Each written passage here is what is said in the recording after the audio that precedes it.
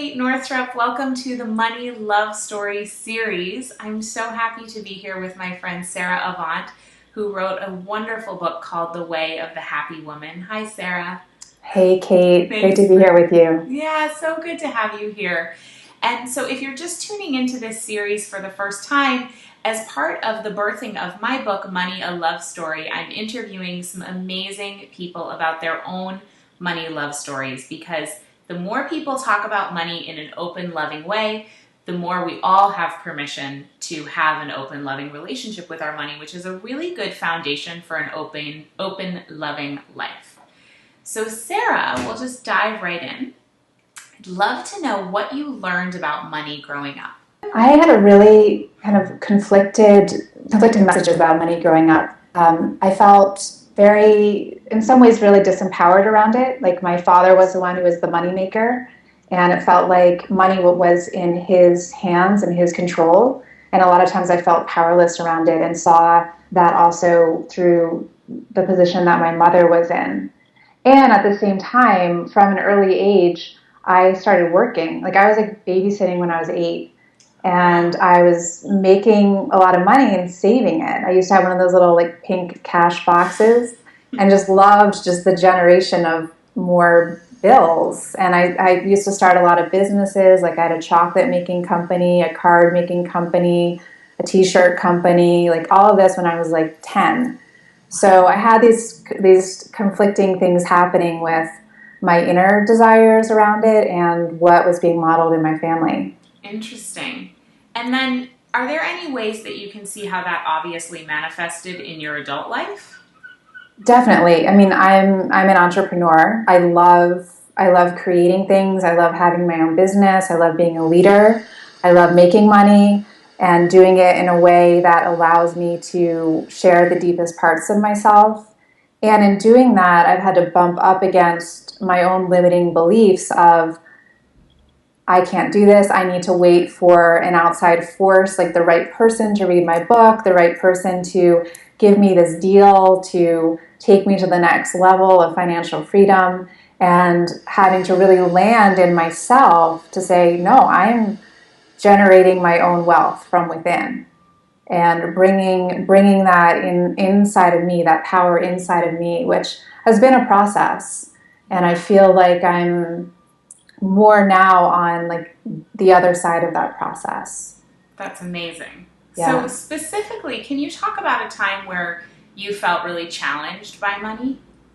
Definitely. When my book came out, when The Way of the Happy Woman came out, I live my life from my spiritual practice, from my insight and my intuition.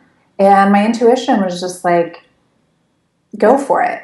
You know, go on a book tour, redo your website, make the book trailer, all of these things. And at the same time, I didn't have like a sound business strategy that was assisted through a coach or an expert who could help me to really connect the dots from where I was to where I wanted to be. So for the first time in my life, when my book came out, I went into debt. And that brought me up against a lot of that old family wounding of situations I had seen my mom get herself into that I had judged, and having to really face and heal those parts of myself. Yeah. To really, again, find that place in me that could generate my own opportunities. Amazing. And one of the things that you teach so much about is using our intuition, using the cycles of our bodies and the cycles of the year and the seasons, and really tapping into kind of like that Mother Earth and feminine energy. So how do you incorporate that into your financial life and also your business life?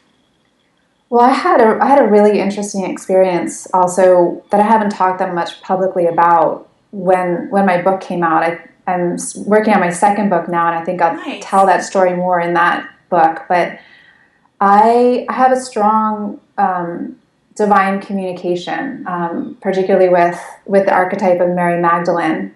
And as my book was coming out, she told me everything needs to fall apart.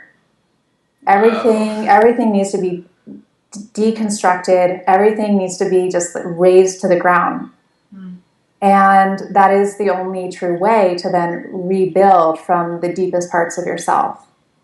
And it was like scary as hell and required radical leaps of faith and trust and support from my spiritual teachers. And I did that. I let things fully fall apart to rebuild them anew. And in rebuilding them anew, just the things I'm experiencing are just miraculous in a lot of ways. The things that I'm building, the financial abundance I'm experiencing, the opportunities that are coming. And it all came from that place of like fully surrendering to trust and to listen rather than being led by my ego or my mind by what I felt like I needed to do, which was filling like old childhood stuff of like wanting to be seen, wanting to be loved, wanting to know that I'm good enough, and really having to find my true soul value of what I'm here to give to the world. Yeah, totally. Now, when you talk about when your first book came out, that was the first time in your life you went into debt, which is, most people wouldn't think that.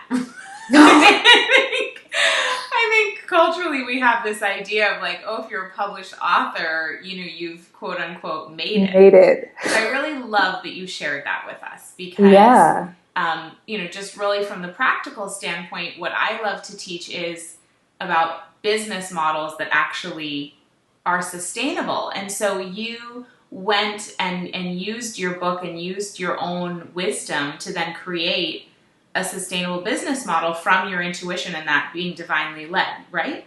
And part of that was then working with a particular coach. Oh, great. So I've been working, she's like a soul sister to me now, and she helped me to really create from the place that I was in the pillars of income that I needed to create a thriving business and to share my gifts with the world. Yeah, that's beautiful. So if you could give somebody listening who might be struggling financially and maybe going through that breakdown phase, one nugget of advice or one tip or tool, what might you tell them that was something that you found helpful? You have to go all the way to the bottom.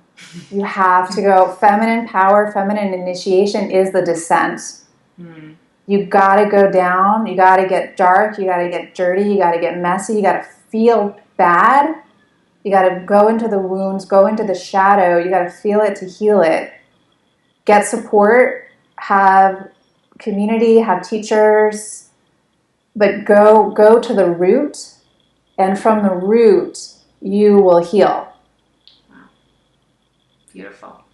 Beautiful. Thank you so much for that. That was really gorgeous.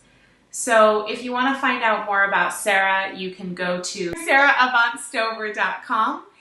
And to find out more about Money Love Stories, and specifically my book, Money a Love Story, please visit moneyalovestory.com.